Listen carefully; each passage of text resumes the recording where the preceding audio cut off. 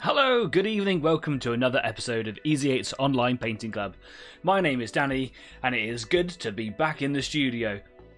It has been a couple of weeks since we have been here in the studio, and that is because we were away at Recon. You'll notice that the camera's a little bit weird and a little bit not normal, and that is absolutely because I've been trying to set up everything while we've been away. So I took the camera out of the studio, I took it all on the road with me, I had a laptop and I had all the stuff to go. Staff has put, yeah, Danny's back. Thanks, man, thanks for being there.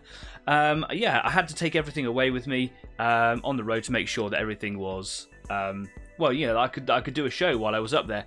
And just trying to make sure that everything goes back in the right place is really, really difficult.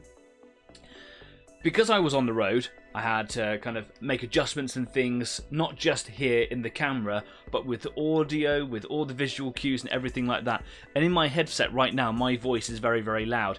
If anything feels weird to you, if like volume levels feel weird, if camera angles don't look right, whatever, please do tell me. You can tell me over here in the live chat. It appears here on my screen. It might appear anywhere on your screen. I'm not entirely sure. People tell me different things every week. I'm just going to play with my audio right now and just see if that makes any difference. That seems to have made a little bit of difference in my headset. I don't know.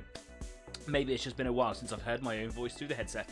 Anyway, yeah, we're here. It's a live show. It's a painting club, and this is where you can come along. It is the quintessential place on the internet for you to come along to paint your miniatures live along with me while I make poor choices and get things wrong so that you can see someone else doing it too, because I think it's important to see that sort of stuff. Staff says, just remembered your dongle. No, just remember your dongle next time. Yeah, man. Oh, what an idiot. I took everything I needed. I even took a few paints and things so I could just kind of... you just got really, really quiet. You got really quiet. I'll put it back up again. How's that? Is that any better? Is that any better? It's just coming through my headset loud. That's all it is. Dave Lester's joined us evening. Hi. Nice to see you again, man. Yeah, like, I took everything with me on the weekend, and I just forgot my wireless dongle for the headset, so I couldn't use my the mic setup. This is the mic set that I always used back in the old days, and it's a pretty good headset. It's a gaming headset. I now use this one here. This is what you guys can hear me through now. Music level has just dropped to 2. I don't know. Things are just happening, man. Things are just happening. I don't know. Weird things. That's better. Okay, cool. So it was, yeah. I've been playing with the things as we were talking. Yeah, okay, cool. I'll leave it. Anyway, on the weekend, while I was doing a little show, I had to use the microphone in the back of the webcam. It wasn't the best, and I was using my headphones that I go running with. They just happened to be in my bag, so at least I was able to kind of do some sort of broadcast while I was there. And as it was, I was just so busy talking to people that I wasn't really able to do a show so much. And I had a feeling that was going to be the case. It was just a wicked experience. It was just great being there. It was great seeing the new people. We got some new subscribers. Welcome. Excuse me. What a way to welcome you. Thank you for being a part of the community. Welcome to the community. I hope you find something that's entertaining here while you're at it. I hope that you find some motivation, because that's what it's all about. It's about you finding yourself a couple of hours every week, carving a little bit of time out of the working life that we've all got, and just doing a little bit of something that you enjoy, and that is obviously painting models, making models, etc. That's what we're all here to do. I tried to do a little bit of painting while I was at Recon. I just didn't have the lights while I was there. I need more lights when I go on the road. And I was just talking to so many people. It was just so difficult. Anyway, I had a great time. I met loads of people. I met some people from the Pit Gaming shop who were the people responsible for actually organising the whole event. So basically, Recon is a wargaming show convention thing in Pudsey, which is just between Bradford and Leeds, and is a quite... Adrian's joined us. Hi, Adrian. Thanks for coming along, mate. It's quite a long distance for me to get there. Dave drove us there. Dave's in the live chat there. You're always entertaining. Thanks, man. That's very kind of you to say. He drove us all the way. It was like a 300 and something mile trip up, and then the same back again. And it was worth every mile. It was really, really good. But the Pit Gaming Shop, I digress. The Pit Gaming Shop basically realised that the show was coming to an end. The original organisers decided that, for whatever reason, that they weren't going to do it anymore. So Matt wanted to keep it going, much to the joy of all the locals and the people that have always frequented that show. And it was really, really good. It was absolutely worth it. And we're going to do it again next year. And I was invited to go along just to kind of do my thing while I was there, just raise a little bit of awareness for myself and for the show, and bigger and better again next year. So thank you very much, Matt and the Pit Gaming team. I had a great time. I met loads of people while I was up there, and I'm going to talk a little bit about some of the people that I met. There were lots of the same faces, and there were some new faces while I was there as well, and I got a little bit of time to kind of walk around. I wanted to walk around, do lots of videos and things like that, but when I was there, I realised that some people aren't really used to doing what I do, and that is fine. That is okay. I realised that actually having someone walking around with a camcorder or a phone doing video stuff might not be what everybody is into, and I'm all about consent, and you know, it's really important that I'm aware of how people might feel uncomfortable. So I didn't go around and do a lot of the whole videoing, lots of people's stores and things like that. Over a period of time, hopefully I'll get invited to more shows, or I'm allowed to go to more shows, and I'll do a little bit more of it. People will become more aware of me and know what I do. And as that as that kind of progresses forwards, people will be a bit more happy with me kind of doing that. So that was cool. That was fine. I didn't do as much video stuff while I was there as I thought I was going to. But you know, good things come to those who wait. Hopefully, with the new subscribers that we've got, they will share the word and more subscribers will come along. If you do like what we do here, please do considering liking us and following us on all of our social media. We are on Facebook, we're on Instagram, we're on Discord. At the end of the show, you can come and join me on a live video thing on the Easy 8 After Party. So it is that is right. I always get that wrong. The Easy 8 After Party. No, I got it right, and I'm still questioning myself. Oh, it snorted. It's too funny. That's why I'm entertaining, apparently. So yeah, you can come along and subscribe, because every time someone subscribes, an angel gets its wings because it's Christmas time. But basically, it makes me really happy, and the community grows, and that's what this is all about. It's about sharing this wonderful community with everybody, and everyone should come along and show me pictures of your stuff. If you are painting something this evening, or if you're working on something, you just might be building it. It might not even be a model, man. Go and tell me about it. Come and tell these guys about it over here in the live chat, wherever they are on your screen. And maybe you want to celebrate a new victory. Maybe you're struggling with some motivation or with a technique. These guys might be able to help you. You never know. Share the love, share the word. And if you want to put a picture up, you can stick it up on Facebook, because that's where everybody puts their photos now. Facebook's really active, so if you want to put some pictures up of your recent stuff, I would love to know what it is. Do come and tell me what your project is this evening, because I am genuinely interested. Oh, feels so good to be able to get all of that out. It's been a couple of weeks, and if I don't keep it up, then it's I lose it. So it's important for me to practice my lines. There are no lines. I make this up on the spot every week, and I probably should have some lines. Anyway, please subscribe. It would make my Christmas. If we got to 150, I would really make my day. But anyway, I'm going to go to the workbench, because I've got some stuff to show you. So while I was there, I met lots of people, and I wanted to talk about a couple of them in particular. Actual size miniatures. I actually forgot to put a little link of this in the description just down there before the show went live. I will do, so it's there for future reference. If you are looking for various scales of any kind of additional terrain, be it furnitures, be it I don't know, weapon emplacements, if you want a vending machine, if you want a mortar cannon, whatever it is that you want, these guys probably do it, and the quality is superb. And I've never seen these guys before, and it was just really good stuff. They had sofas, they had bin bags, they had fire hydrants, they had loads of World War I and pre-war artillery. Oh man, it was really, really good stuff. And the guys who were there, I'll say the guys, it was a gentleman and his wife. And his wife doesn't know anything about miniatures, and we got to talk about horses for a while. So, hi, I hope you are well, guys. I didn't catch your names, unfortunately.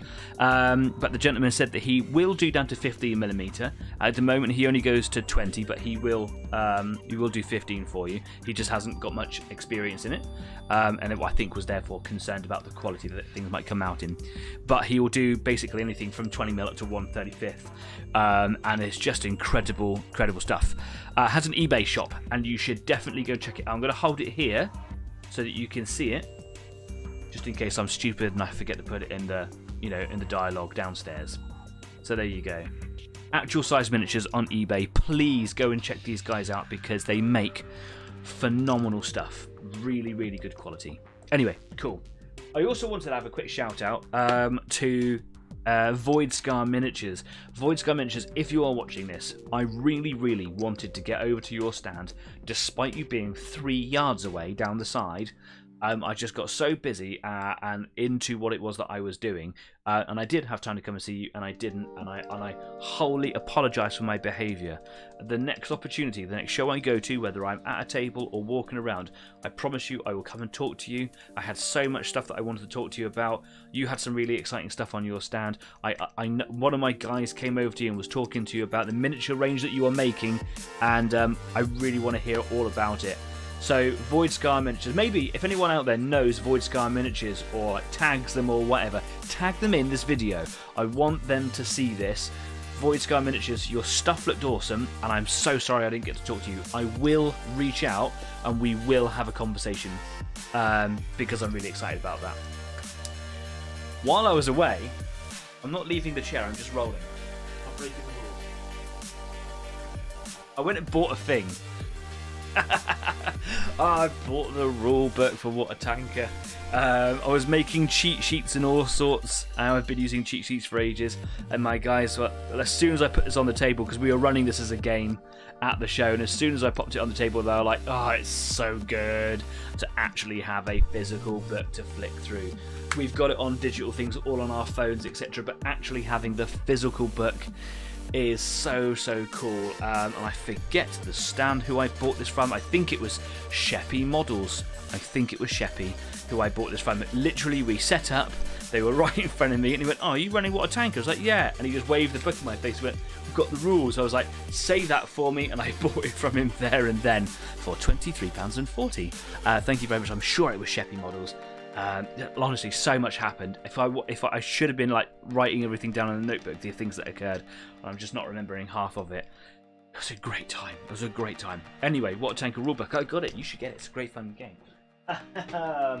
And I also wanted to shout out not only for the Pit Gaming shop who made that whole weekend possible for me, who've just done so much for me, and I do feel quite emotional about it because this show that I do here is just the smallest thing in the face of the internet, in the face of the other content that's out there, and I really do humbly hope that one day Easy 8 will become one of the big names in every household, every nerd household. You know, I really want that. That journey is slow and it has to be. It's organic. Only the people that really want to be a part of it become a part of it, and I get that. But the Pit Gaming Shop are one of those individuals or group of people, that are actually helping me make that reality.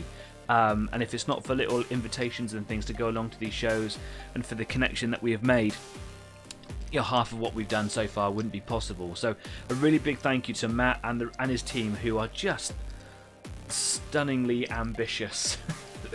They go to about 80 shows a year. There's only 52 weeks in a year. Just do the math in your head right now. How is that possible? So yeah, thank you so much, guys. It was great. I also showed them my Orc model that I did from October, which was Gazgul. I showed Matt because Matt was responsible for getting him to me when no other vendor could do in time, and he came to me like a day before I was supposed to make him and start doing him for October. And Matt just loved him, and he was very gracious and very polite, and just said, I love this model, it's so cool. well done, and has asked me to be a commission painter for him, which I had to inform him that I am not a commission standard painter and I don't really do commissions, but he was like, well, nevertheless I'm going to get you to do them. So I've agreed to do some stuff for him for his brick and mortar store in Boreham Wood in North London, as long as I can do them here on the show. So that's something to look forward to, I suppose. And finally, before we actually do get on with something, another person who I wanted to do a shout out, and there is more content on this that I hope is coming. I wanted to shout out to Overlord Games. There is a link to Overlord freshly put in the description down there. Overlord, if you're watching this right now, hello, thanks for subscribing and following and all that jazz. I was actually having a conversation with Overlord just the other day about how we are two small nerd people companies who want to do more, and there might be a path where we can help each other on the way, and I'm looking forward to all of that potential and opportunities as time moves on. In the meantime, Overlord is a great supplier, stockist, provider, store of all things nerdy. So if you're looking for some models, go and check out Overlord. Use the link down there. I don't get any commission for it, so I'm not trying to like plug them as an advert. Just a really nice company, really nice dude, and you should go and check them out. And if you're looking for individual 15mm tanks that only normally come in big packets of like 50, then you can go and get them individually from Overlord, etc, etc. Sterling gentlemen, I spat a little bit, I'm really sorry about that. I'm clearly very excited. It's been a good week. It's been a good week. What a day. Stafford said that he was really upset that he missed it. Unfortunately, I can only report that yeah, it was worth watching. It was worth being there. But as far as I'm aware, it was a mum birthday. You had a great time looking after mum for her 80th. So happy birthday, mum. I hope she had a great time. And Dave says we are all nerds and it's great. Thank you so much. Spread the word. Get the subscribers in. Let's do it. Let's make this a big community. Stafford says that he's building a Churchill Mark 7. I am jealous. I've always wanted a Churchill and I just don't have any. Anyway, look. The last couple of weeks, I've been painting something. I've been constantly going at it. I've been painting 15mm rail sections. They're cool. I love them. They're wonderful. These come from Ironclad Miniatures. There's a link downstairs. Go check them out. They make wonderful stuff. But I've been doing them for a couple of weeks, and it's really boring for you guys to see the same old stuff all the time. So this is another one of those things where I'm going to have to put them on the side and do them piecemeal as time goes on. It is time to start something new. Otherwise, you guys are going to get bored of me just painting the same old stuff. I'm aware of that. So I could start something new. I could start, finish off something old. So what I thought I would do, my little box of tanks over here. One of the stars of the show, besides from Gazgol, who did steal the show, everyone was coming over and having a look at Gazgol. Thank you for all the kind words. One of the stars of the show was my German mouse, and I haven't painted them before. Because the mouse is only, well, I was going to say it's only a concept vehicle, but actually they did make them. They never saw combat, and they were a 100-ton tank. They're ridiculous. It would have pulled itself apart if it ever saw the battlefield. They made two prototypes. One, I believe, was entirely wood, and the other one was a metal hull with a wooden turret. I think that's right. There was definitely a lot of wood in them, and they painted them, and when basically the Allies defeated Nazi Germany, they found these. They destroyed one, but they took the turret off of the incomplete one and put it on the incomplete one, and then that remaining one is basically in a museum somewhere in Russia. So they do exist. They were horrendously enormous, very, very primitive in its kind of appearance, but it is a massive tank. When like a little Stuart tank is like here. So yeah, I've never painted it, but it's quite funky to have. You could have it as a mission to go and destroy, or a piece of scenery. Maybe you kind of like a big sort of tank factory or something, and it just kind of sits there looking really mean. There are no rules for it in the games that I use. I don't think I'd ever like to use it in a game if it did have rules, but I want to get some paint on it, and what I'm going to do is I'm going to paint it up factory colours. Now, I wanted originally to do some sort of hull red design on it. I wanted to at least have some sort of hull red on it. So what I think I'm going to do is I'm going to paint the hull in late war German camouflage. So it's going to be, Dunkelgelb, which is the dark German yellow colour, with swaths of the camouflage red and green all over it. And then if that looks good and I like it, I'll do the turret in the same. But as the turret was famously removed from the other one and put on the other one, whatever order it was, I might want to do that in hull red, if that makes sense. So that's something to consider, right? What do you guys think? It's a beast, isn't it? It's enormous. That is about the size of a small car on the back of it. It's huge. Massive tracks. Yeah. There's actually, I can't remember the ratio at all, but there is actually like a design ratio for how far the tracks have to be either side to stop it from like tearing itself apart. And I think that actually, even this was a built prototype, it's too narrow. So yeah, I think it should be wider just by looking at it. I mean, there is a ratio. So basically, for the size of the tank, the width and the length of it, whatever, the tracks have to be a certain distance apart. And I think, oh my god, it blew up. I think that this, just by looking at it, I think it might be too narrow. Anyway, there you go. Overlord have joined us. Thank you for the shout out. Hope you're having a good evening. Hi Overlord, thanks for coming along, and it's really nice to see you. And I meant everything I said, and I'm having a great evening, and I haven't even done anything yet, and we're already 22 minutes into the show. So basically, I have primed it. It is ready to go. I'm going to put the compressor onto the airbrush. So that's what I'm going to do. I'm just going to spend a week or two putting some colours on this. What do you think? Should it have the whole thing German camouflage? Should it all just be the German dark yellow? Should it all be hull red? I've got a couple of hull red paints over here. Hull red, what I mean is the primer. I can't find the primer red anywhere. I thought this was it. It's not. This is a red-brown colour. Whenever I've done hull red in the past, you know, the primer red, whenever I've made it myself and it's not accurate. And I do like things to be as accurate as I can get them to be. So if anyone knows of a colour that is good for the primer red that goes as an undercoat under all the German tanks or whatever, I want it. Tell me. I do have the cannon that moves. It's kind of cool, isn't it? Stafford there says, Overlord are great. I've ordered lots from them. There you go. A little plug for you there, Overlord. Is Overlord working on a project this evening? We would love to know. Overlord, what are you doing, if you are doing anything at all? Right.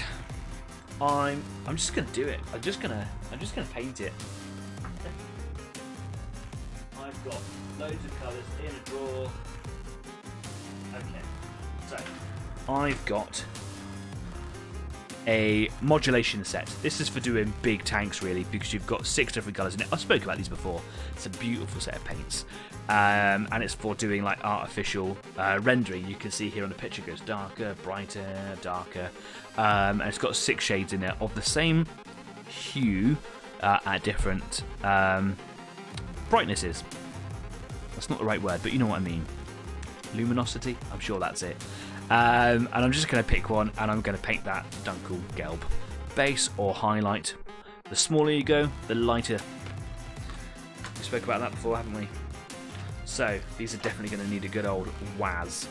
I'm going to just hit it with some light base. No, I'm going to go with normal base. Where's the base? Just base, there we go. And then I'm going to just kind of give it a little bit of highlights. I'm not going to go too dark. I'm not going to go too bright because, you know, it's too much. Don't need it all. Don't need it all. I am still painting Panthers for Flames of War. Only 5 to go. Flames of War, 15mm tanks. What an evening. Oh my god, so good. Going to need a sheet here. I'd love to play Flames of War. I believe you put that out as a Facebook post the other day. If you haven't already, you should go and find Overlord Games on Facebook. Like and follow everything that they do because it's worth it. Share the love, right?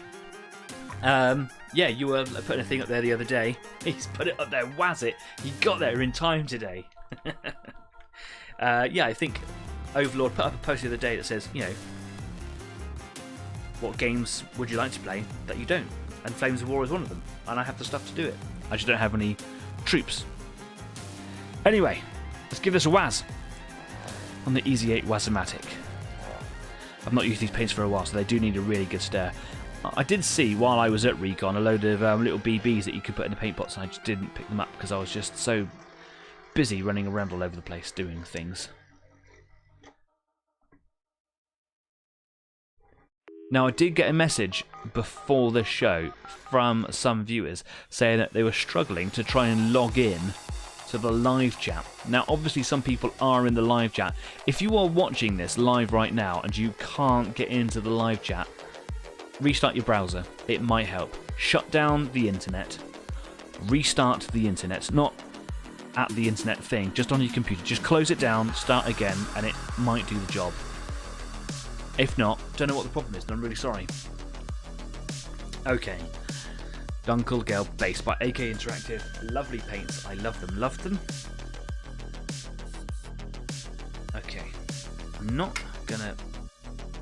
Do you know what? I am gonna put yellow on him because it'll be a good base, just an extra layer of paint, right? And then if I do decide to put red on him, I will put it over top of the yellow. Oh, looked like it wasn't. Looked like it was dried. I'm just going to put just a few drops in there. Now, these paints are really well blended, and I'm not going to bother putting any sort of medium or anything in there with it. Just going to let it shoot out. There we go. Okay, here we are.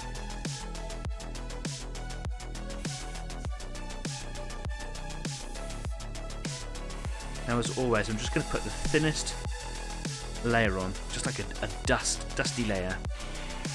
I always say dust really count, but dust. Comes from Little Britain. Dust. Old TV show. Okay. And the idea is just let that dry. I could hit it with some cold air if I want to.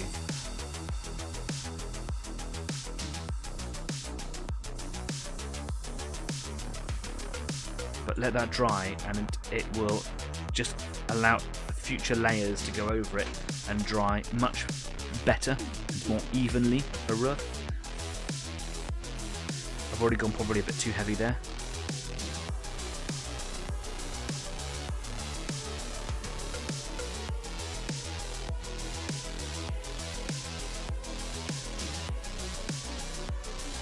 I think that with the German camouflage, the late war camo, I think it will look really mean, and I want it to look quite nasty. I want it to be quite dark and intimidating. And I'm not going to dirty him up too much because he's in the factory, right?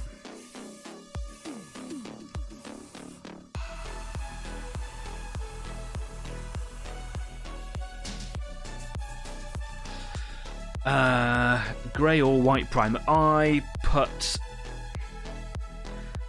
I can't remember. I think it's a white primer on there. It's a very thin primer that I put on him.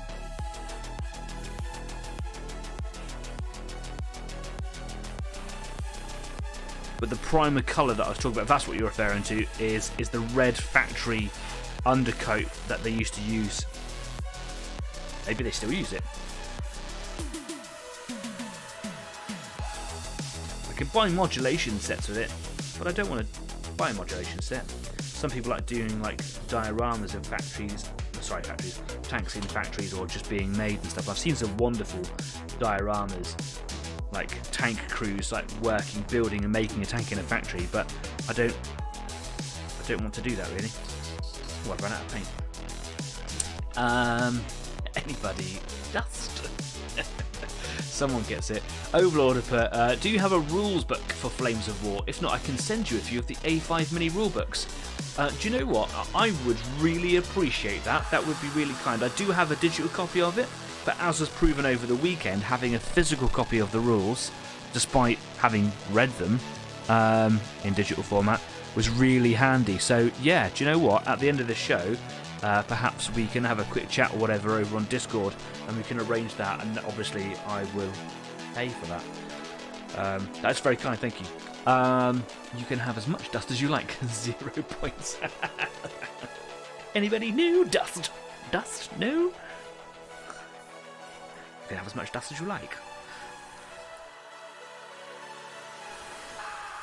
I can't believe I just did that on the internet. What am I doing? Oh, happy weekend, everybody.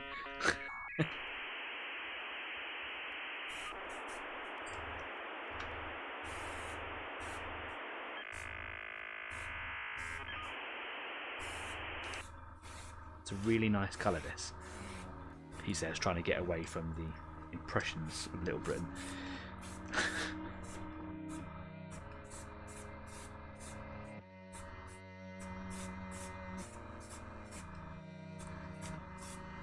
It's a really nice colour. I like it. Just going to hit that with a little bit of air, just to try and get that dry. There's a little bit of visible primer just in behind that fuel tank down there. Just going to try and hit that a little bit heavier. There we go. Nice. On the front there. Now I do have lots of reference books, and hopefully the camouflage pattern will be easy for me to find. I'm fairly confident that the reference material I've got for the mouse is in German. Sorry, Panzergrey, German Panzergrey. But I do believe, at the very least, the one that is on display in the museum is in the late war camo colours. I don't know if it was found like that. I actually know very little about its condition when it was found and how it was painted. But I just think it will look better. I think it will look nicer in these colours. And an opportunity to have a little bit of fun with it, right? I think it's too easy just to do German Panzergrey.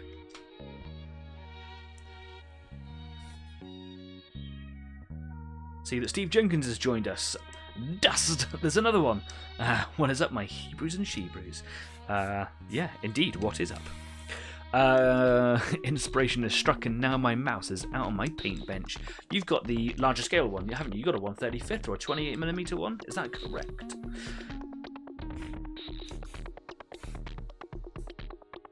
Or do you have a 50mm as well? I can't remember. But you know what? It is great to hear that you are inspired by the work that I'm doing here. Oh, a little bit of a focus issue going on there. Stop that. Thank you so much. Right, I've got a little bit more of the colour to do. I'm just going to hit it with a bit of air. I've had the little heater on in the studio, so it is a little bit nicer to sit in here today. But it is chilly, just generally at the moment in the UK, to say the least. And it takes a little bit longer for the paint to dry. So just a little bit of air from the airbrush should just help get that to... Yeah. There we go. I say chilly. When I was at Recon, it snowed 3 inches overnight. And it was cold when we were there. As we were setting up, we were all saying, I do hope they shut the doors. They did, because it was cold. Nope, my mouse is a 50mm as well. Okay, yeah, I remember. I remember you buying it. I think you bought it when we went to the North Devon Model Show. North Devon Model Show? You bought it at one of the shows we went to. I remember you buying it. I remember you buying it. I just think it's just cool to have, you know. I wouldn't want to use it in a game, even if they had rules for it.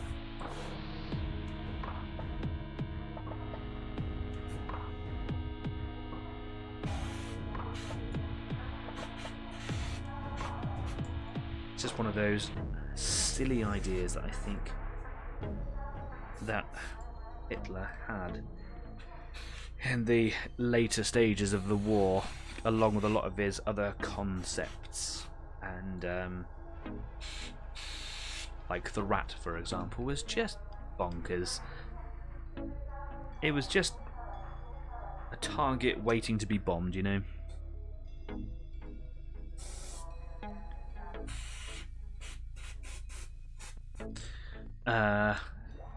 Oh, at the Tank Museum. Yes. Now you've said it, it all comes back to me.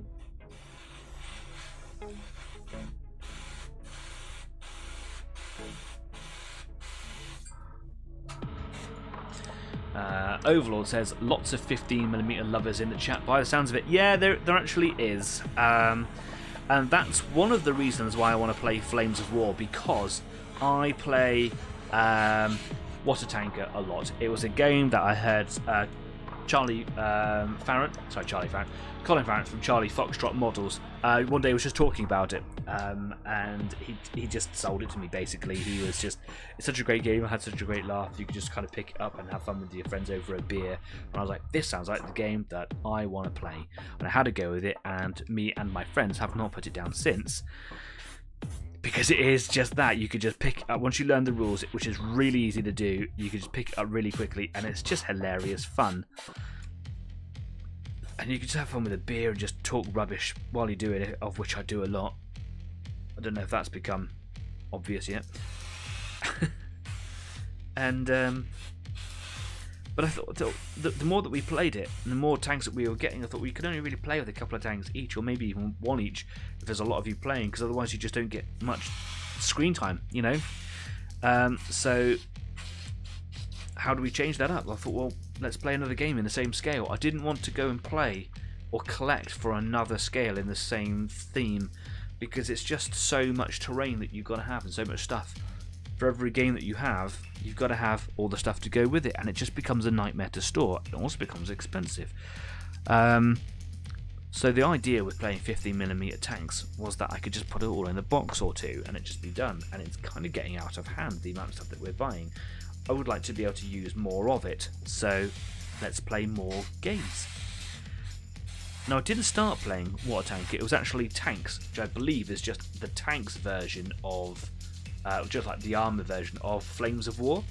It's a good fun game. It was a lot more complex, so naturally Water Tanker, with all of the hilarities that will ensue, and the fact that it's slightly easier, was always going to be the preferred game. But I had a game with one of our viewers, invited me and Kez up, another one of our viewers, to come and play a game of Bolt Action, and we arranged a day to meet in a public place to make sure that we weren't scary people, and we played a game of Bolt Action in 28mm, and it was a great day. I had a great time, and I thought, yeah, I do want to play World War II stuff. I just don't have the space or time to be collecting another set of terrain, etc. So I thought Flames of War would be a good alternative, right? Airbrush is starting to block up a little bit. I think it needs a bit of a clean.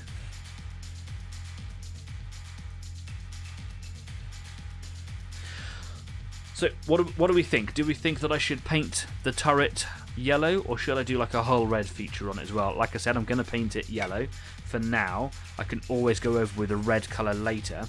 I thought that yellow would be good either just if I want to paint it with the camouflage colours. I'm already there, but it's also a good base for a red colour later as well.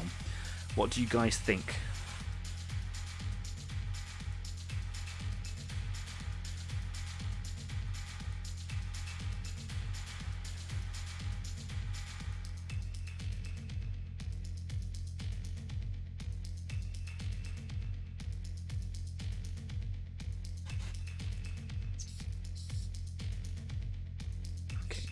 I'm actually going to stick a little bit of cleaner through the airbrush because it is struggling a little bit there. Lots and lots of tanks, says Dave, who incidentally, when we went to Recon, took a couple of minutes out after just setting up the table, set it up with the rest of the team really quickly, and went, Danny, can I go into the bring and buy, and then came back with loads of stuff. So yeah, bought loads of tanks and stuff.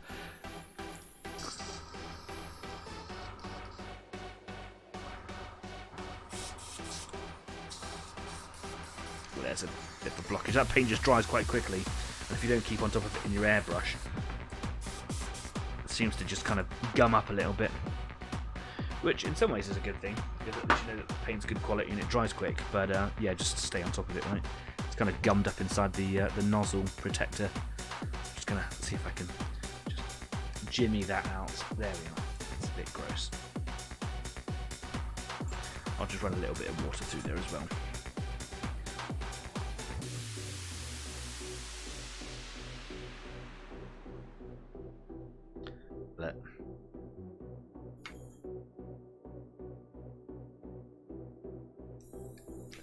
Can't help it. There was tanks. It was funny, Dave. It was funny. Danny, can I go to the bring and buy? Yes, you can go. I felt like your mum sending off their kid to the ice cream van. Okay, here's some money. Off you go. I didn't give Dave the money. Which nation are you interested in playing? Guessing by the mouse it's German. Actually, when I play What a Tanker, I'm actually quite a staunch ally player. I do like playing the British stuff. That it is not just because I'm British, but it's because that normally when my opponents do like the German stuff, I've got quite a lot of each German and allies. I like a lot of the American stuff. I like a lot of the British stuff, and I just seem to play a lot of the British stuff. I quite like the Comet. I do have a Pershing, which I know is an American. I quite like the Comet. I'm a big fan of the Firefly.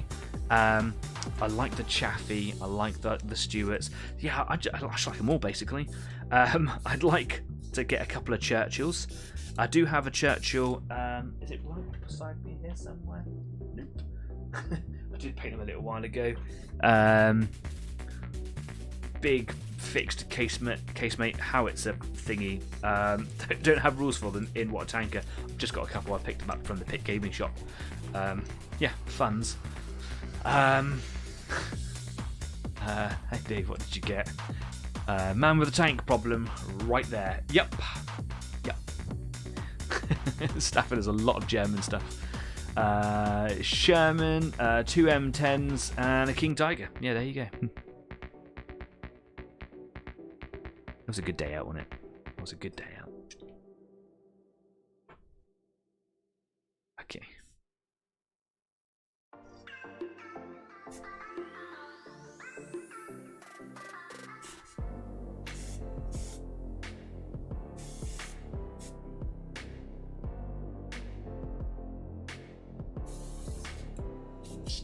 Yeah, I went through that quite quickly. I'm spraying too fast.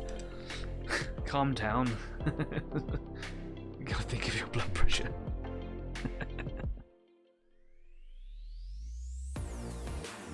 I actually have a low blood pressure. I don't know if anyone would actually really believe that, but it's true. I just have absolutely no melatonin in my system whatsoever. Yeah. Sleep?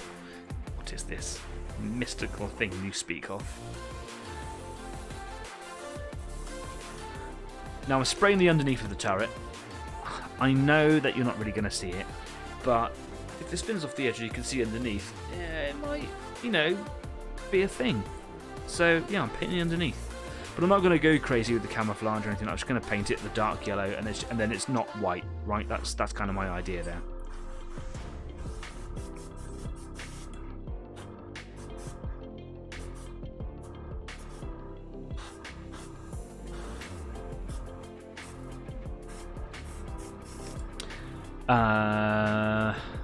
It was nice to meet up in the north.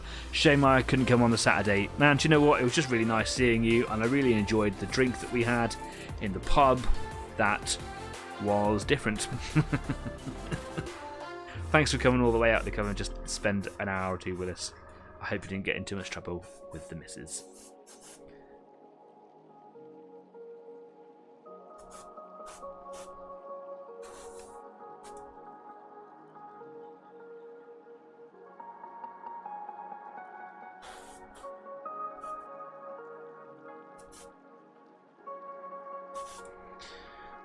Right, I'm just going to let that dry. Let's have a look at the hull here. Now I do have a little problem with the wheels on the insides not being painted properly.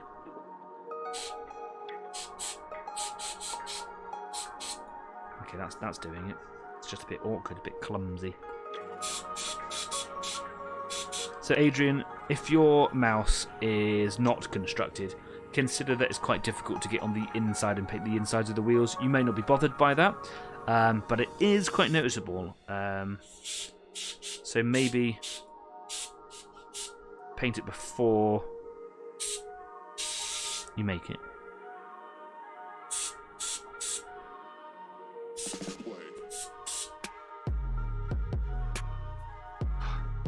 I run out of yellow again. I'm not going to enjoy the 3 points I'm getting in my license from the drive back.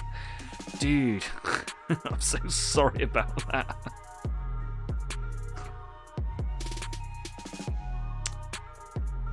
Where did you get that, pray tell?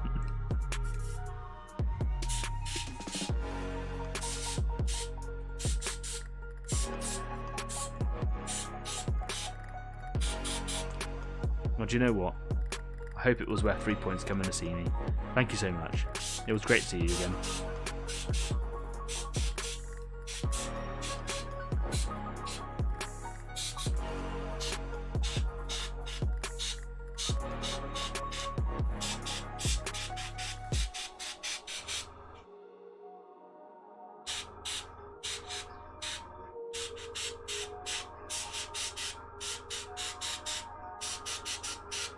Do you know what, Stafford? Actually, it's going to be much easier painting the tracks on this tank than it is any of the other tanks. And the reason I'm telling you that is because you love painting tracks so much.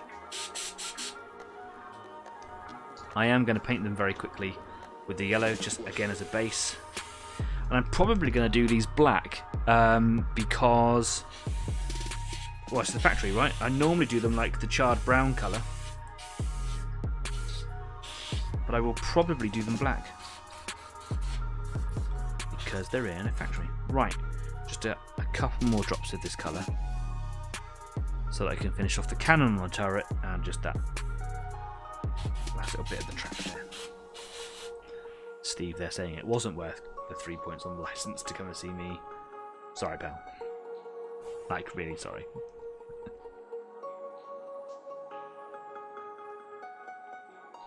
Just behind the mantlet there.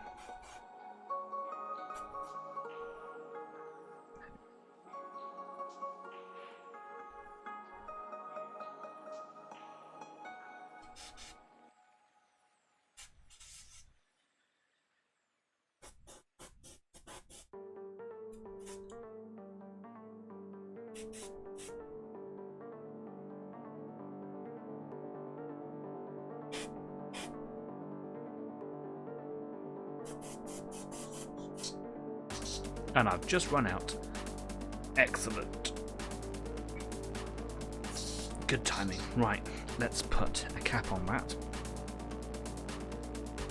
Beg for my forgiveness, you peasant. Nope.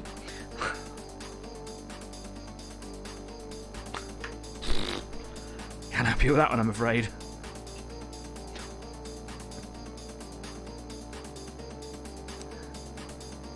It is already constructed, says Adrian. I don't think it's going to be too much of a problem. I'm using paintbrushes for mine. Yeah, I mean, I could do for mine. You know, I just like using the airbrush, really. I mean, it's done now. I just try to kind of get in there at a bit of a weird angle. But yeah, you're right. A paintbrush will do it. Nice and easy. Super easy. Super easy. Easy 8.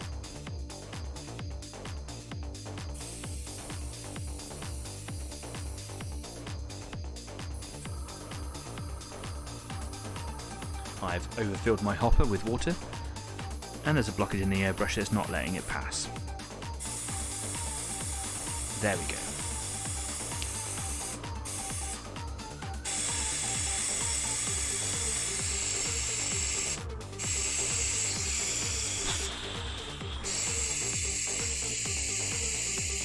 Thought we were going to have a problem there. We don't. It's all good. It's all good.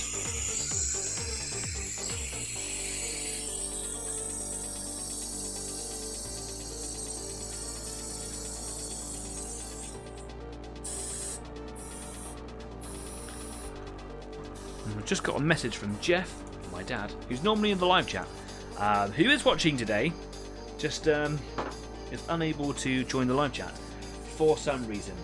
So yeah, I don't know what's going on there. Maybe you need to sign out of YouTube and sign back in again. There is a little way of doing that, isn't there? I can't quite remember off the top of my head where it's positioned on your screen, but you can log in and log out. If you can, maybe give that a try. If not, sorry. Right, okay, cool. I've now got a Dunkelgelb mouse, which is great. Stafford Stafford says, "Bum, I'm attempting to magnetise the Churchill, but I have no other tanks here for polarity reference. They are all with you." Oh, man, yeah. Sorry, man. Oh, poo. For those of you that don't know, I have all of Stafford's 50mm tanks because he kindly donated them so that we could have them on display at Recon, and they are still here in my spare room downstairs. I suppose don't glue the magnets in them and wait till you get them back. Carry on painting them. Yeah. Sorry, mate. That is a bummer, isn't it?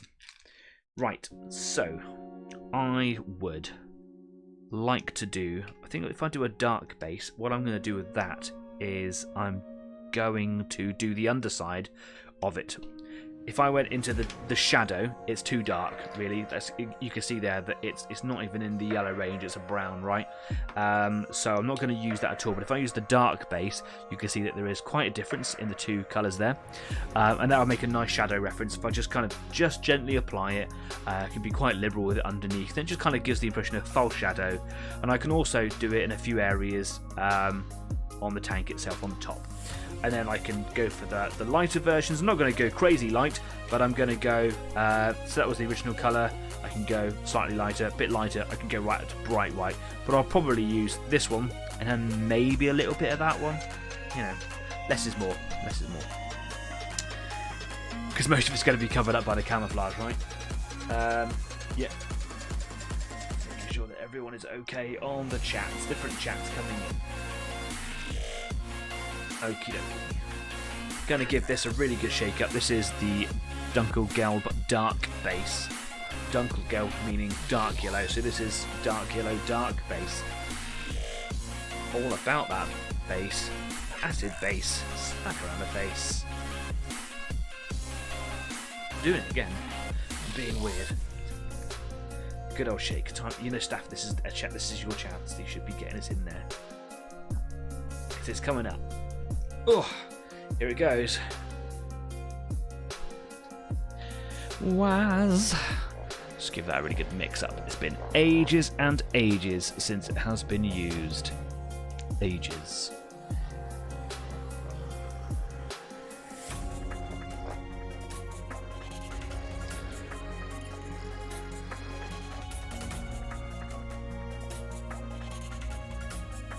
Trying to magnetise all my turrets, also magnetised flags for initiative. Yeah, that is a bit of fun, that, isn't it? There we go. Cool.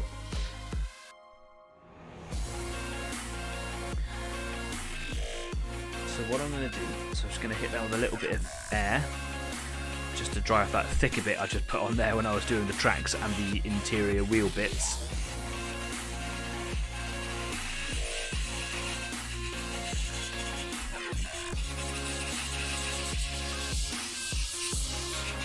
Went on a little bit thick there, really, by the looks of it.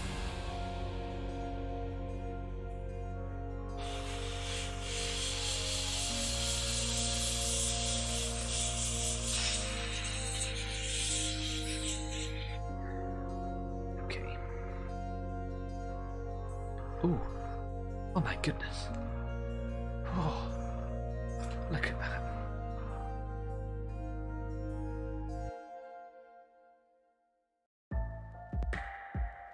Oh, that's such a good one.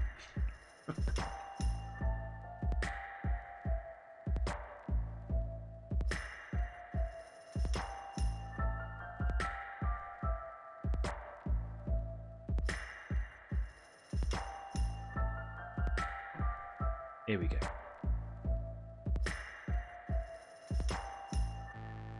Not massively darker, but it will be noticeable on the model itself.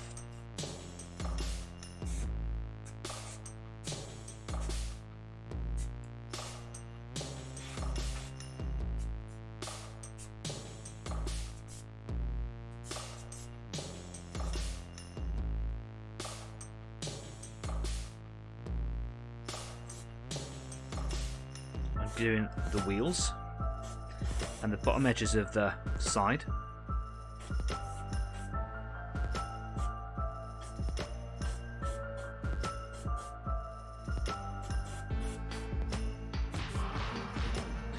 because there is so much of the tank that it's quite nice to be able to get some effects on it.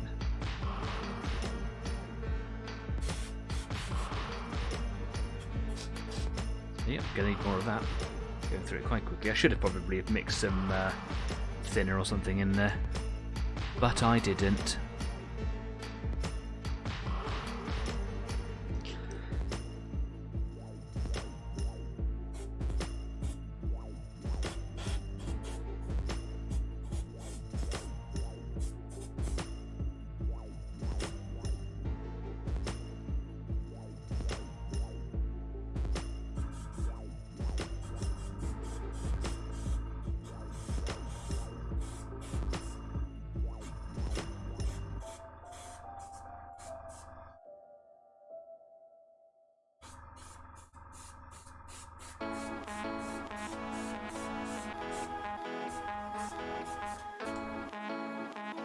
Okay, that's the underside and some parts done there. What I'm going to do here, ever so slightly, I'm just going to do the bottom edges of the turret. Staff says, size-wise, the magnets for the turrets fit inside the standard plastic rings on the hull. The flag ones are 1mm by 2mm. Cute. Sorry, I was just saying, bottom edges of the turret there. It might look like quite a stark contrast at the moment, especially when I put some highlights on it later on, but I'll go over with a really watered down base colour again, the original colour that I used, and it should just kind of soften it all off and blend it all in, and it will look really nice, hopefully. Or, like I said earlier on, it'll be a really poor choice, I shouldn't have done it at all, and you guys get to see that.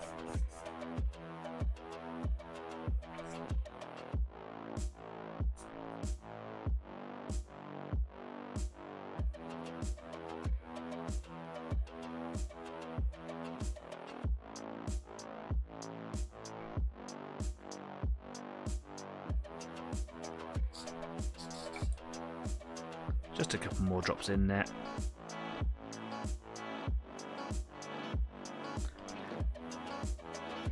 What I'm trying to do is just get the underside of that front sort of curvy piece there. Yep, just like that. The underside of the mantlet, and then I will do the whole underside of the turret because, you know, it's a shadowy place.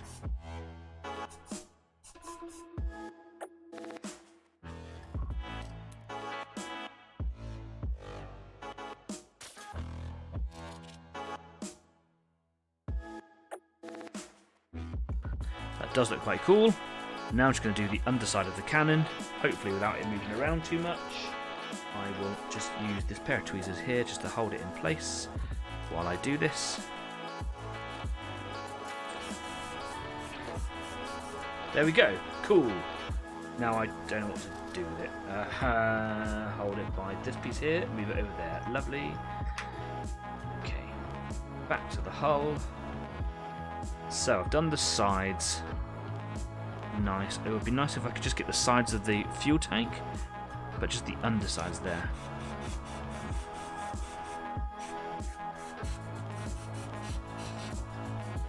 Yep, could do with another drop or two of paint.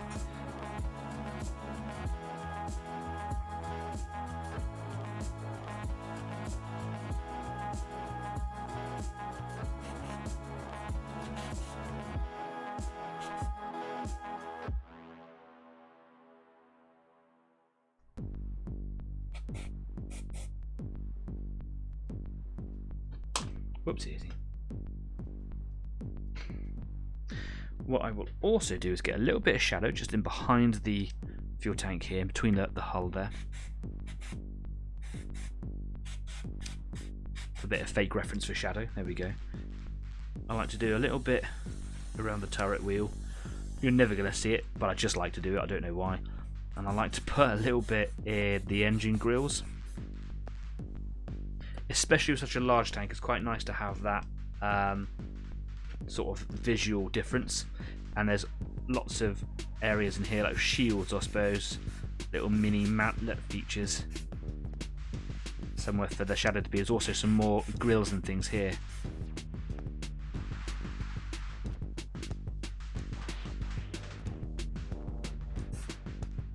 And that'll all be softened down in a little bit. With a glaze. Glaze in the airbrush. No. I think I will invite a little bit of shadow on the front. Not too much. I sound like a wine connoisseur, inviting shadow. Just saying posh sentences that don't make any sense to make it sound better.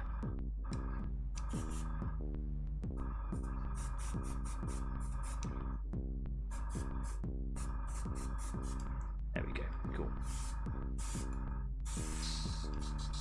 Right. Again, a bit of cleaner, a bit of water through the airbrush to clean that out because it does get quite dry gacky in there. And I think that's pretty much us for the break. Just gonna push some water through here. And in a minute what I'm going to do is I'm going to come in with some highlights. And then once those highlights are done, I can start mapping out where I want to put the camouflage. And I was thinking about putting a wash over him. I'm going to use the same colour for the wash over all of the colours of the camouflage. There'll be a red, there'll be a green, and obviously the yellow will be a part of it too. I'm going to use a brown, probably an Agrax Earthshade from Citadel. Staff has just glued his fingers together, everybody. Well done. I wish I had like a little fanfare for you. I'm going to use Agrax Earthshade. I'm not going to sludge it on, like it could be quite tempting to do.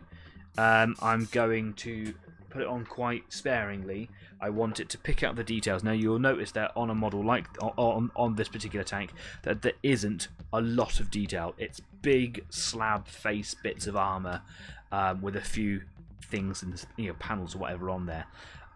So that's where I'm going to be looking at putting the wash.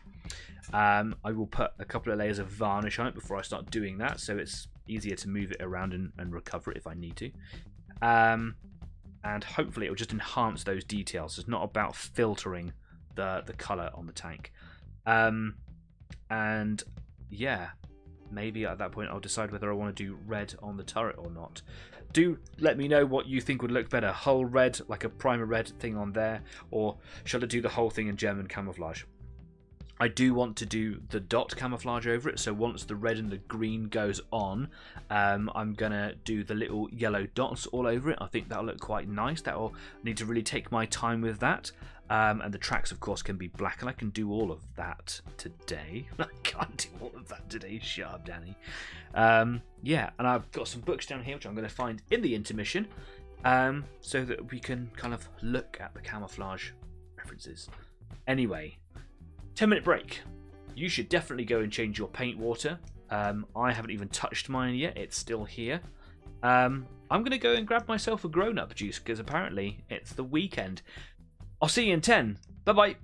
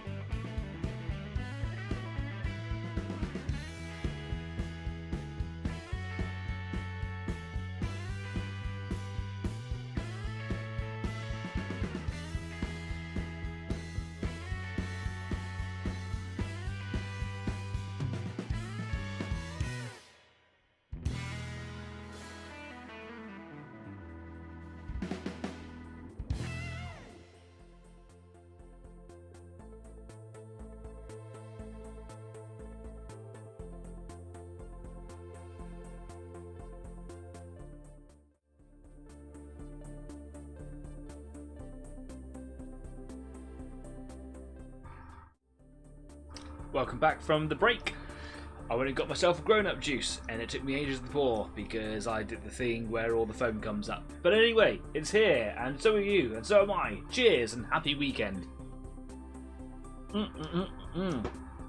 So, for dinner this evening, my partner very kindly cooked. She quite often cooks for me on a Friday because I get home from work and I have to go straight on the show.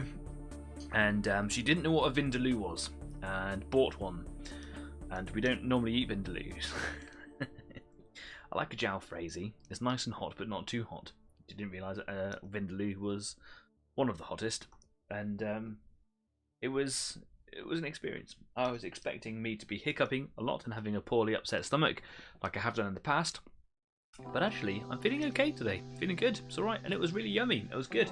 Just made my mouth come alive. So yeah, the beer is definitely worth having.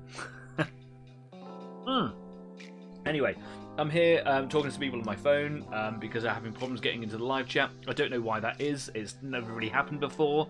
Thanks for being a part of the show and watching. I hope this is all going well. If you haven't already and you like what we do here and you fancy sticking around, please do subscribe to the show because it's such a small gesture from you and will take just a second for you to do, and it means so much to me and it really does help the community grow, and I will beg, so please subscribe. I don't want to beg anymore, that's horrible. But yeah, if you subscribe, more people get to know about it, because the algorithm and things do the thumbs up thing too. That would be really appreciated. It would be really appreciated. So please do subscribe. There we go. So I've been looking through a couple of tank books for some camouflages. I've got this book here, which is called The Tank Spotter's Guide. I bought this from the Tank Museum at Bovington in Dorset. It's a great museum, and if you're ever thinking about going and you never have been, do go, because you won't be disappointed at all. And the tickets are annual tickets, and you can just return as many times as you want to after the first time within that year. This was just on the counter, and it was a great price point, and I thought, yeah, I'll have that.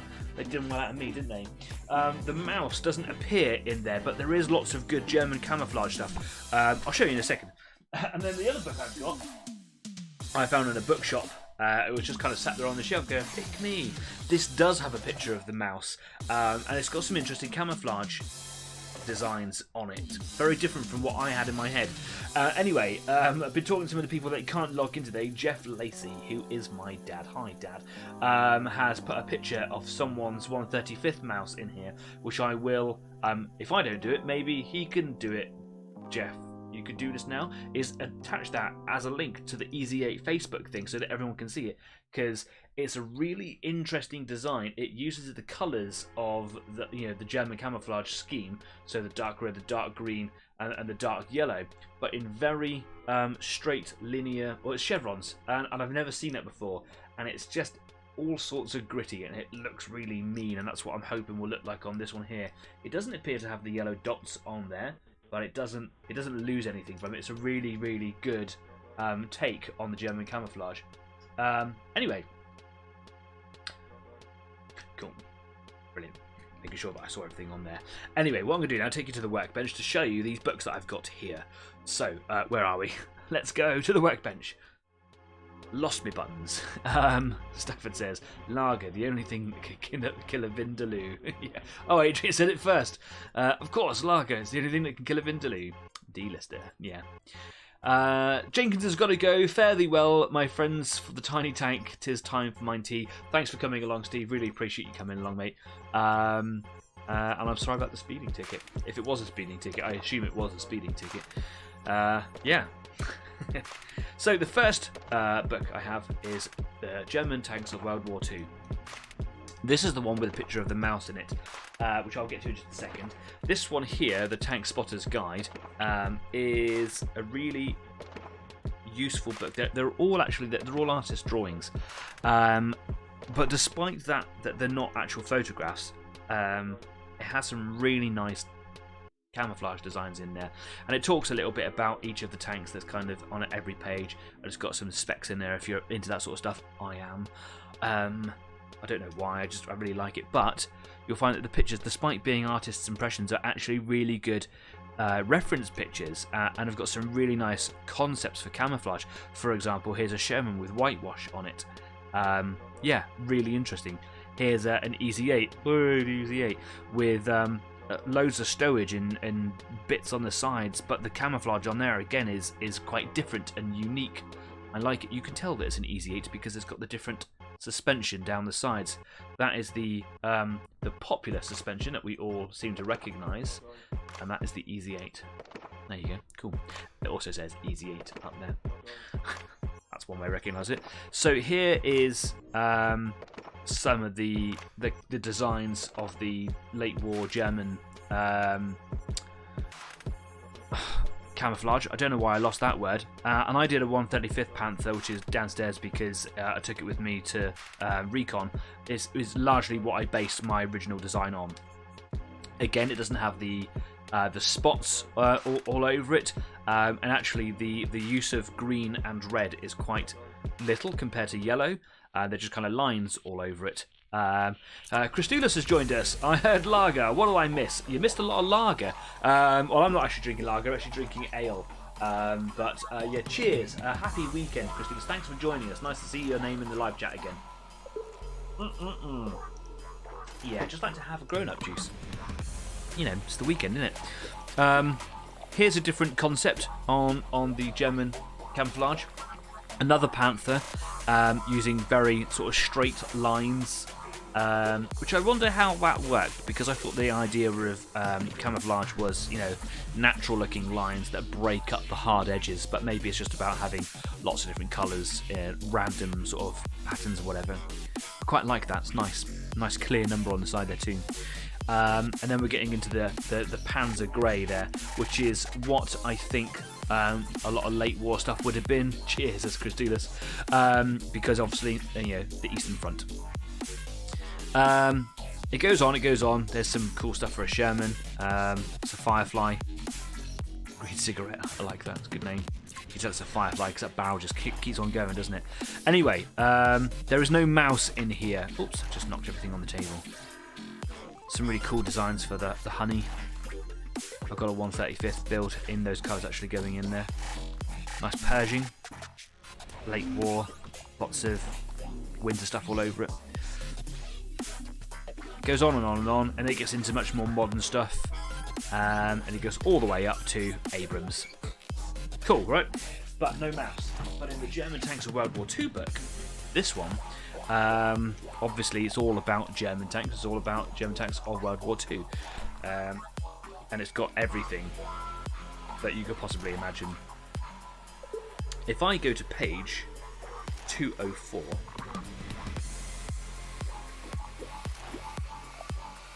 super tanks, and it has in here, if I can get it into the camera,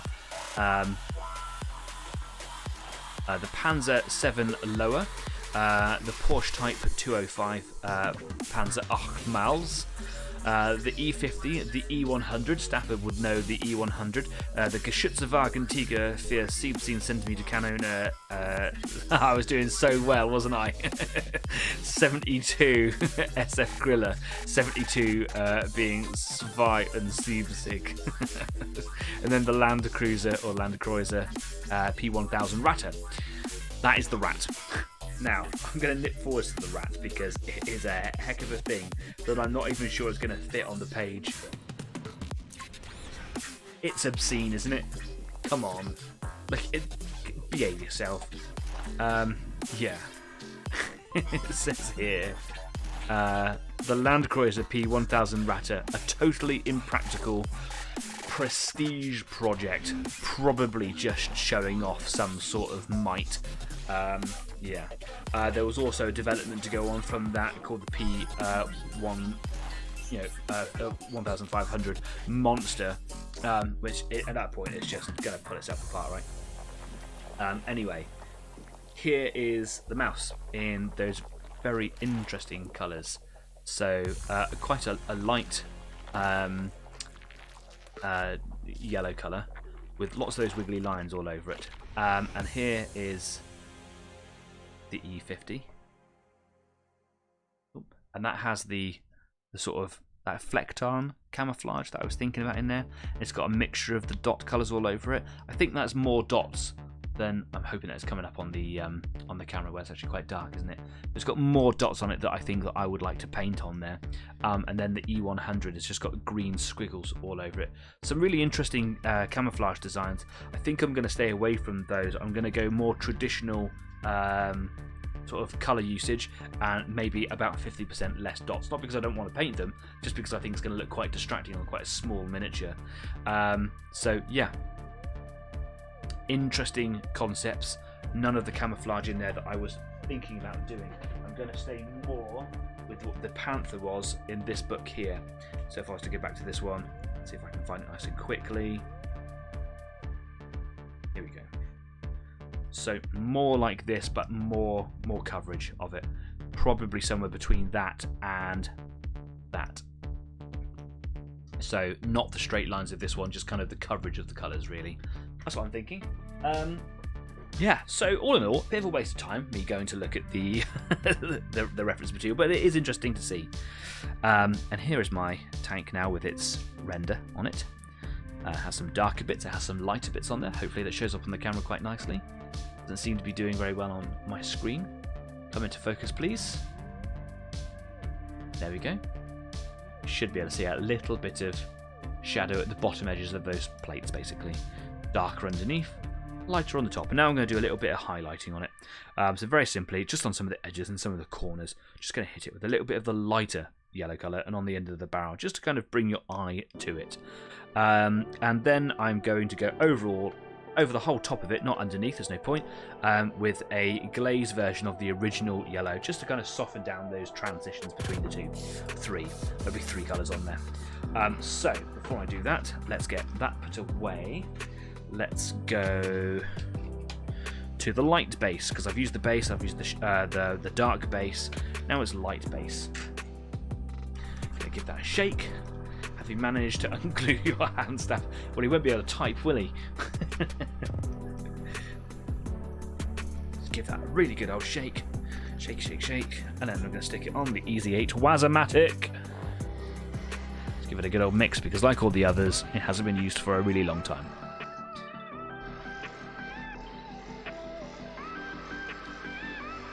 How are your projects coming on this evening? If you are working on something, do let me know. I am genuinely interested to know. You can put a picture of your project. You can put it up on the Easy 8 Facebook page. Please do. I'm genuinely interested. And you can talk about it with us here in the live chat if you want to, while I stoically throw my paints across the table. There we are. Just literally through it. Nice.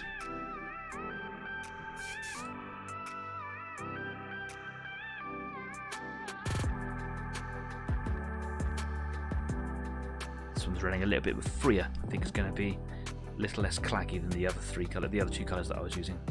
Right, let's pop that over there for a second. But I'll start with the turret.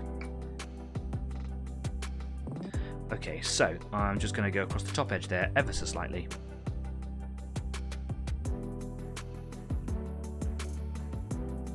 Like that. And then I'm just going to come down there.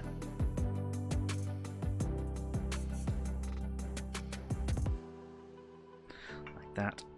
And I'm going to hit that corner just there. There we are. And again on this side, you can see it quite noticeably on that side now.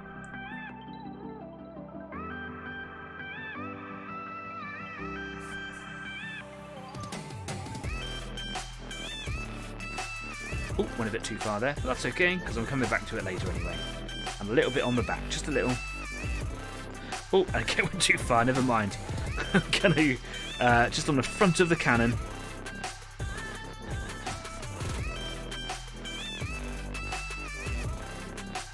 Just like that. Okay, that's the turret done. I went mental with it. It will soften it all down with a glaze over the top of the mid-tone. So again, top edge all the way along. And what I'm doing is I'm angling it away.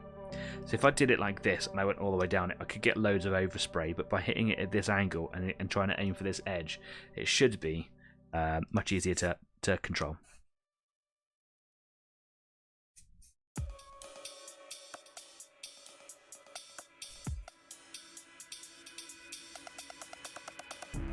There we go. That's quite nice. I like that. That's good, right? And then down the top edge, ever so gentle. Gentle, gentle.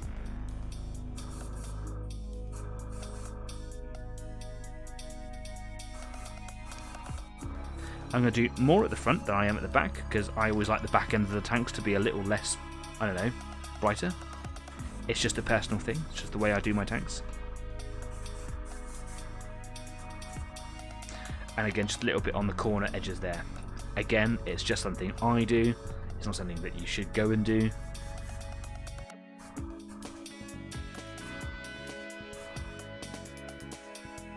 I've lost a little bit of colour on the front there.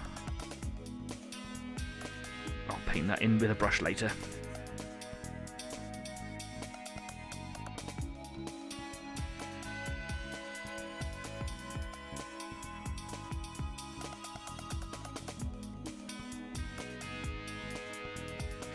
I'm going to put a little bit just here.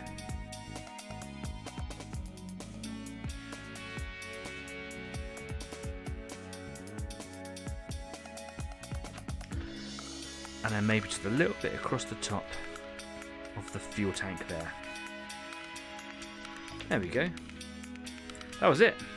That's all I feel that I needed. Oh, I just sprayed it and I got a splatter all over the top. That was all I needed to do. Literally wipe that away with my finger. I put too much clearly in the airbrush.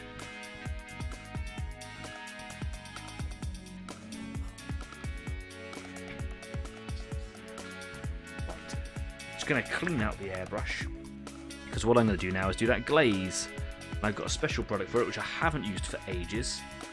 It's basically an airbrush glazing product where you mix it to whatever percentage you want with your paint, and it turns it into a glaze. It's called a transpirator.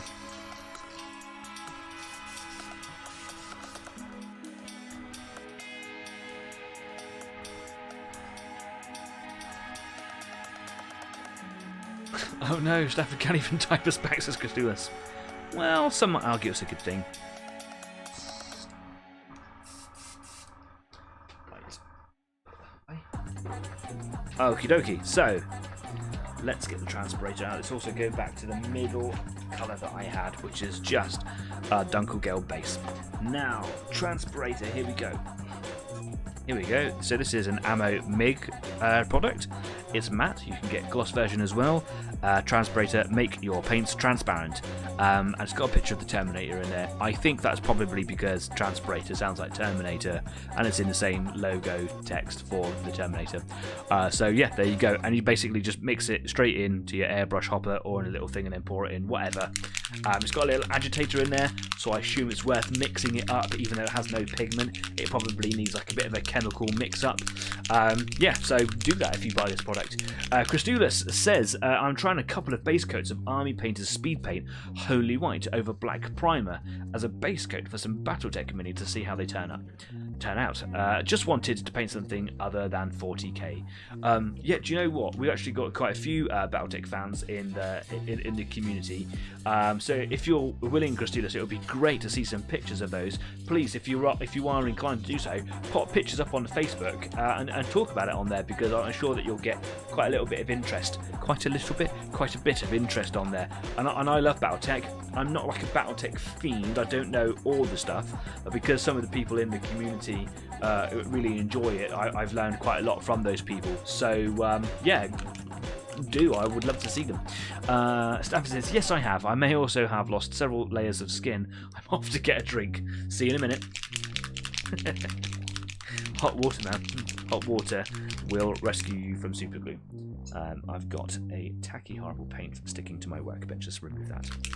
Okay, so what I'm going to do here is I'm going to mix it directly into my hopper. Probably shouldn't do that, but I'm going to. The reason I probably shouldn't do that is because my hopper's a little bit on the dirty side, and if I agitate any of that stuff, I could end up getting it into the thing, but I don't care. I like to live on the edge. That's who I am. So I'm going to put in a 50-50 mix. Might even do like an extra drop of transpirator. So look, I'm going to go 1, 2, 3, 4, 5. always do my lids back up, even if I think I'm not going to use it, because I'll often get the lids mixed up and I end up getting paint in things that I don't want paint to be in. So it is worth noting that if you're as inept as I am. So I put 5 drops of paint in the other one, so I'm going to put 5 drops of this in. 1, 2, 3, 4, 5, and 1 for luck. 1 for the pot.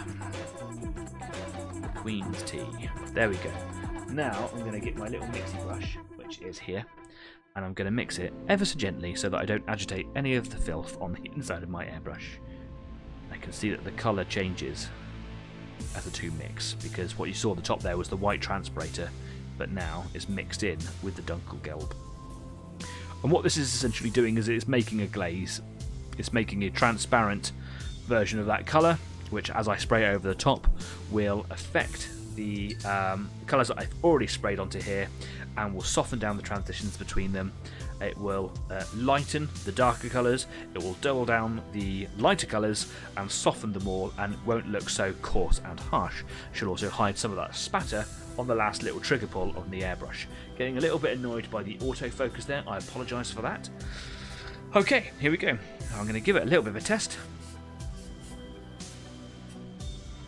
Okay, heavy bursts comes out too dark or too intense. So, lots of air, little flow. Here we go. That rhymes.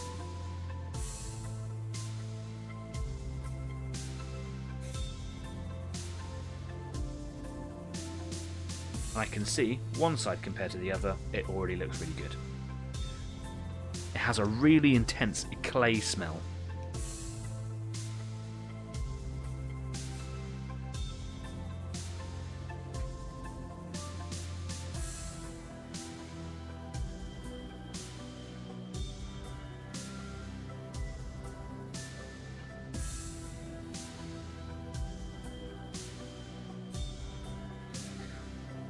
And this might all be pointless because I'm going to be painting the camouflage colours over the top, but it is fun. Alright, it is fun to do.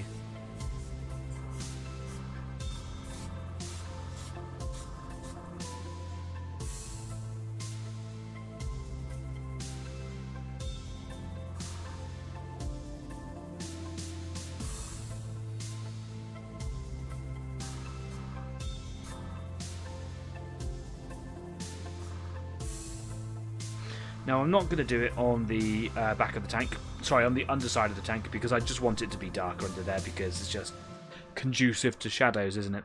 I'm going to do a little bit more on the top there because it is a little bit darker. When you compare this bit here to the front over here, it's a little bit too dark, so just a little bit more of this transpirator colour over the top there. There we go. And that is looking really nice and blended. That's how you make a simple tank take a really long time. There we go. That's cool. I like it. That has really, really worked. I'm actually quite sad to put camouflage all over it, but hey ho.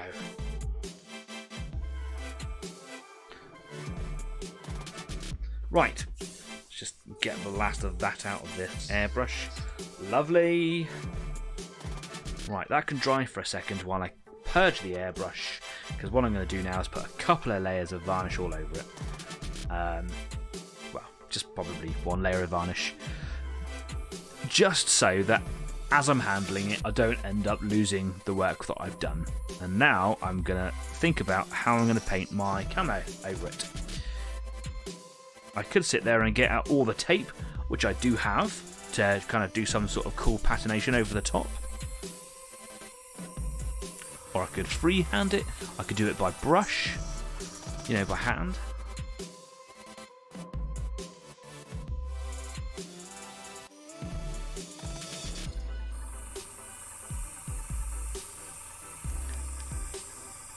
But the airbrush needed a really good clean. There we go.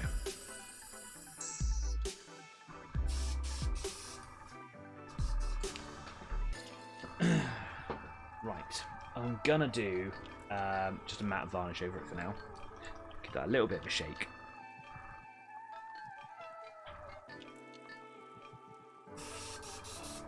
I'm gonna help that dry a little bit. Just gonna hit it with some air. it's drying quite nicely. I can see it before my very eyes.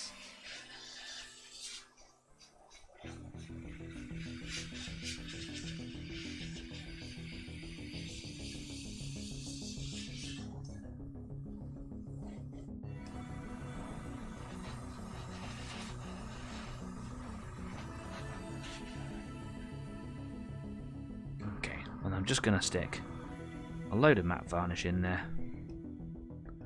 And that airbrush will need cleaning quite heavily at the end of the show, because varnish is awful on the inside of your airbrush.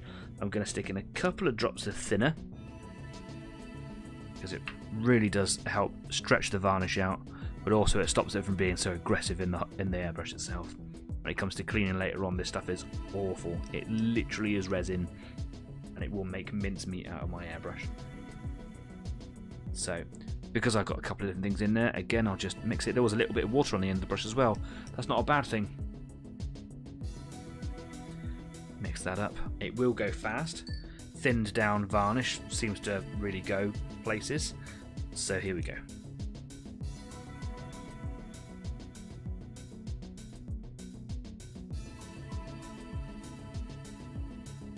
Being that it's a matte varnish, can be quite difficult to see where it is you've sprayed, so I like to use the light to kind of shine a reflection.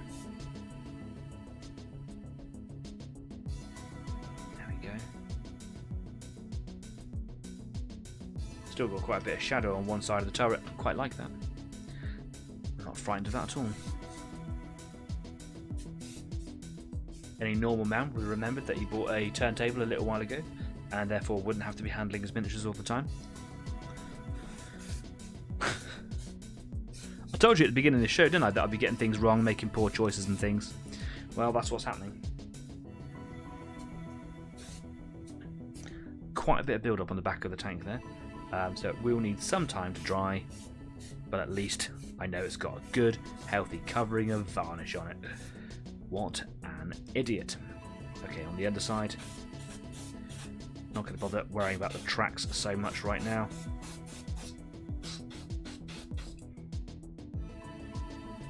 Right, let's just purge out the airbrush here. Let's stick some water through there first, loosen up all the stuff, and I'll have to put some neat cleaner in there, because it's nasty stuff is varnish. See, Stafford has rejoined us. My Hasmia King Goblin painting is done for this evening. Sorry about the glue, mate. It happens to us all. It's weird, isn't it, when it makes your fingers feel like rock.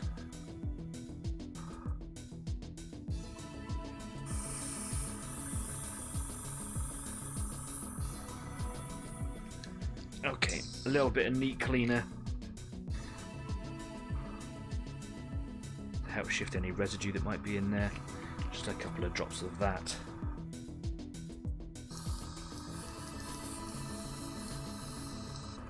And then I just put a few more drops of water in there just to clean up the cleaner. And I will still need to clean the airbrush out vigorously at the end of the show. That is still not enough to get rid of all of that varnish. It's that nasty stuff. Oh, I seem to have made a leak on the table, because I was holding the seal of the pot that I was purging into there. Clever me. But what a wally. There's a little seal on the edge here, and if you move, it can move around, and you can see that there's gunk coming out the side of it. Did I miss a Waz, or are you purging? I'm purging. That sounds awful now that I've said that out loud. You know what I mean. I'm purging the airbrush. You didn't miss a Waz. It's okay. Right. I need to let that tank dry there for a minute, so I need to sort myself out with the colours for the camouflage now. This is where things get a little bit interesting. I'm not entirely happy with the colours I've got for camouflage, for German camouflage. I'll show you why.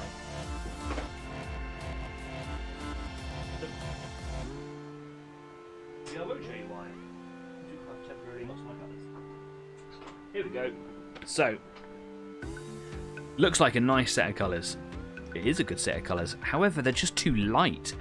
I've used them on my Panther, and I was told that once I start putting grime and filters on the top, it will affect it in a positive way. I still don't like it. These are too light colours. So even though lighter works well on smaller miniatures, I think I'm just going to go for the darker versions. I've got a red-brown shadow and an olive-green shadow. So yeah, these lighter colours, I don't... It's designed for a modulation. You can see here that they've got modulation colours in here, dark and whatever. I'm not that good, I don't think, to really get the benefit of this. So yeah, I'm going to have a little look at them now. I'm going to take the colours out. Maybe you can help make decisions too. As you can see, they all look like milk right now, so they all need a very, very good shake. So I've got red-brown base, red-brown light, red-brown shadow. So let's just go with the bases. I've got green and red. There we go. Or red-brown. Right. Can I give them both a violent shake? It might be interesting to see how the mouse turret compares to the E100. Yes, the E100 King Tiger chassis with the mouse turret. Is that correct? You seem to know a lot about those super tanks, super heavies. Violent shaking. Okay, cool. These are just too light, aren't they? They're just too light. Especially the green. The green is the one. It's mental. Mental. Let me just give that a waz a minute. I have to put it up on the screen. Time to waz. It's such a ridiculous thing to say. I have to put it on the screen. It's the rules. There we go. Adrian says, that will be done for this evening. The mouse is washed in Agrax. Carnifex is drying after being covered in Basilicanum Grey, and Kazakin number 5 has its Karaberg on and drying. Do you know what? That is quite an impressive amount of painting you got down there today, sir. Well done to you. And thank you very much for coming along, and see you again next time. Take care, mate. Cheers. They are not stupid. They're bonkers, mate. They're bonkers tanks. These are just too light, aren't they? Look. It's too light. Okay, let's go to the shadow colours. Red-brown shadow. There we go. It might be too dark, really, but there. That's better. That's a better colour, right? Okay. I have to go one after the other. I can't do both together. It's about balancing things out, isn't it? That's better. I think that's better. What do you think? No. I'll give them a waz.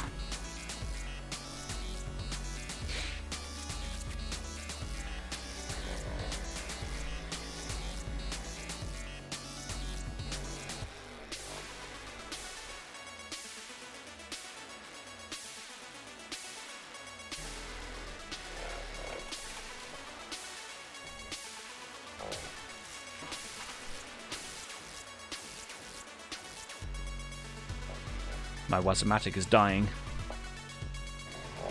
Come on, waz it. Waz it.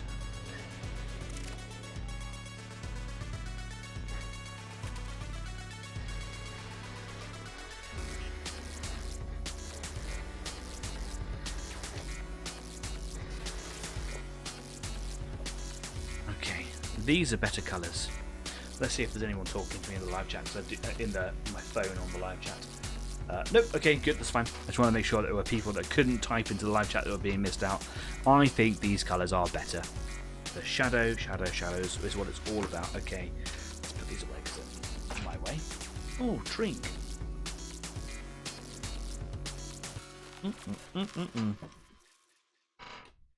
So, how do I want to do this? I think that I should have a little look at that reference material again, because it was quite good, wasn't it? I quite like that on the front cover there. It doesn't really show up very well, does it? There, you can see it a bit better now. If I move my lights out of the way, that'd be a bit easier to get the book in there. No, the Wazomatic should be allowed to die. No, I don't know. Maybe I just wasn't pushing it right. Can be a bit finicky. Finicky is a word. Look it up.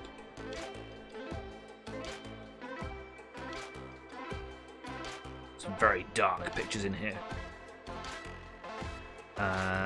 Just trying to find some late war tanks to really show off that German camouflage.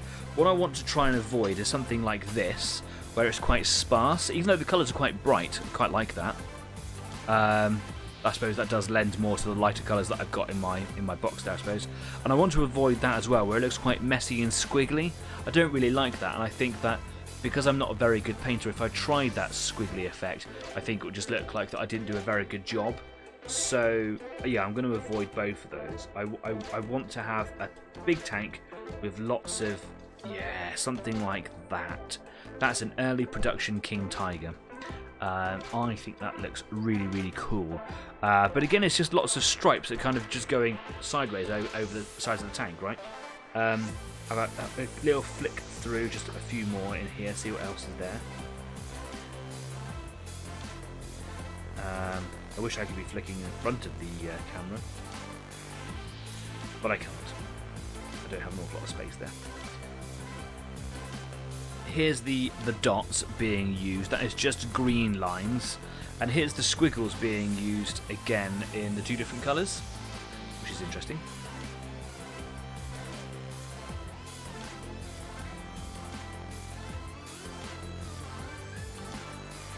Basically, there were lots and lots of designs, and you can't really go wrong. Just have fun with it, right? Okay. Something a little closer to what I was thinking was on this Jagdpanzer. It's a very weird looking Jagdpanzer, isn't it? But you can see the yellow dots being used all over all three colours of the base yellow, the green and the red. Doesn't show up on my camera very well, I do apologise for that. So yeah, here we go. Quite like that design there on the Jagdpanther. That's quite nice, but I might do yellow dots over the top. So you've got the two different designs there. I quite like both of those. They're quite cool. Any other designs in here? Loads. There's one on the side of the tank with Scherzen, side skirts. And there's a really nice one on the side of the flamethrower half track. Quite like that. Nice.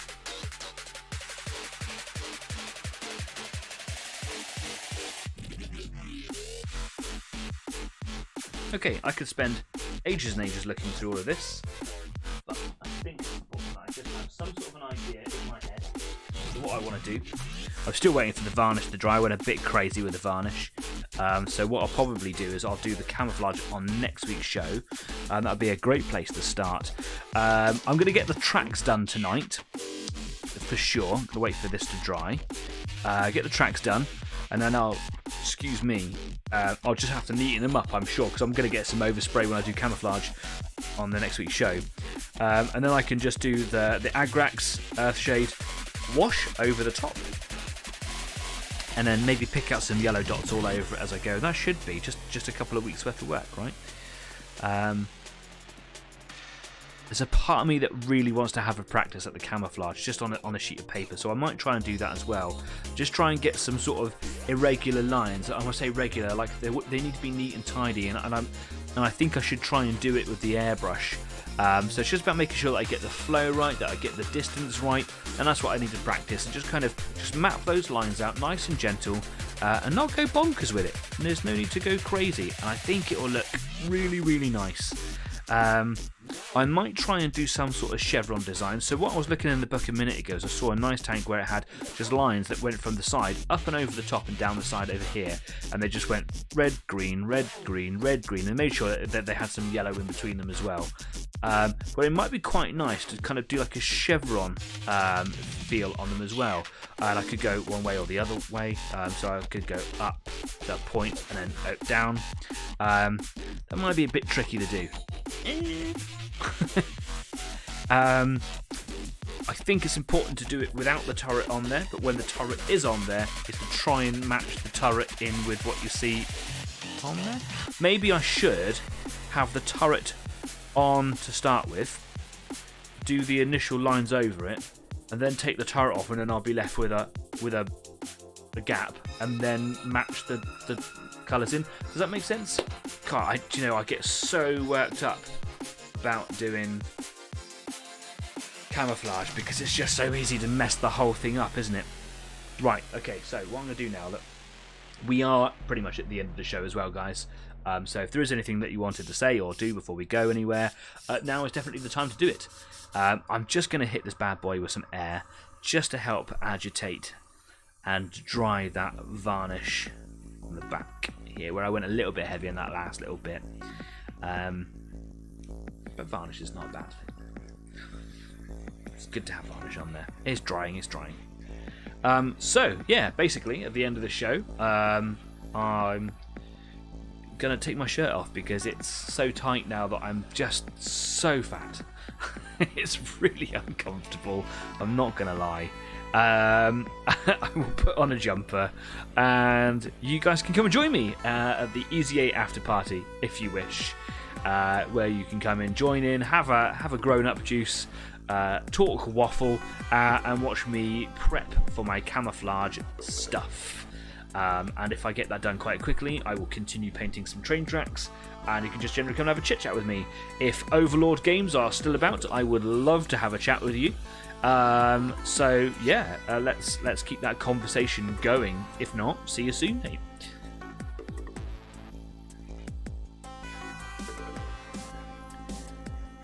That is drying quite quickly now. That's good.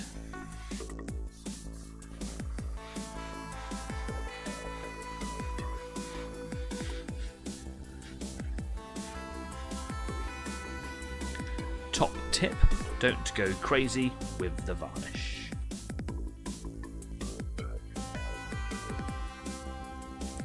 There we go. That'll do it for a minute. Brilliant. Right, do you know what? Let's come away from here. Well, it's just been nice to do something different, actually. A lot of my 50mm tanks are quite small. I get hyper-focused on them. I want to do lots of detail. The track's really difficult to do. I've got to do all the rims on all the wheels, like all the tyres and stuff, because I'm a sadist. Masochist, that's the right word. Yeah, and this is just a nice big tank with nice bold features, and I can just go, colours, done. I can put a little bit of effort into it without it taking forever. So yeah, hopefully this will be done by the end of next week's show. That would be great. If you have been painting something this evening, I hope that it went really well. I'm just going to pull my really ill-fitting shirt down. There we go. If you've been painting something this evening, I genuinely would love to know about it. So if you can and want to, please do take a photo of it and put it up on Easy 8's Facebook page, which you can find in a link just down there, along with all of the links for all the places that I like to visit, talk to, shop on, etc. There's loads of stuff down there for you to go and have a look at. Go share the love, see who those people are, and go and buy stuff from them because they're cool. And also, if you want to, you can check out some images that I put up on Instagram, and that really needs updating, so don't check it out just yet, maybe wait for a little while. And if you want to come and have a chat with me after this show, or any show, please do follow the link just down there again for the Discord channel, the Easy 8 After Party, where I will be for some time after today's show, because the other half has fallen asleep on the sofa with the cats downstairs, so I've got some time. Yeah. In the meantime, have yourselves a wonderful weekend. My name's Danny. Don't forget to subscribe because it makes my life so much happier. And I will see you guys all next week. Take care now. Keep on painting. See you soon. Bye-bye.